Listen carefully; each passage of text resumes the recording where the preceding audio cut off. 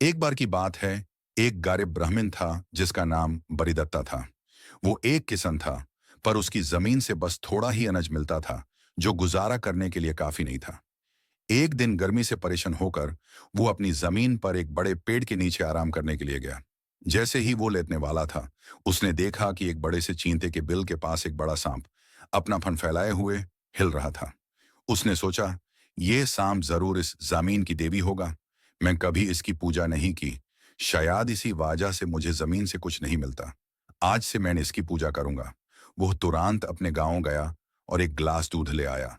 उसने वो दूध एक प्याले में डाला और चींटे के बिल के पास रखते हुए बोला, हे इस जमीन के स्वामी, मुझे नहीं पता था कि आप यहाँ रहते हैं। इसी वजह से मैंने आपको कभी पूजा नहीं की।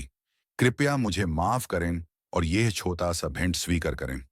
उसने दूध का प्याला वहां रख दिया और वापस चला गया।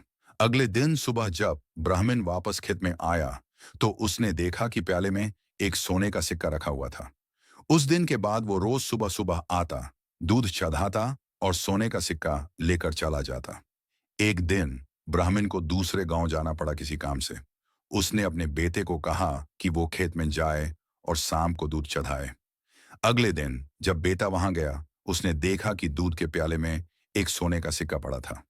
उसने सोचा, यह चींटे का बिल जरूर सोना से भरा हुआ होगा।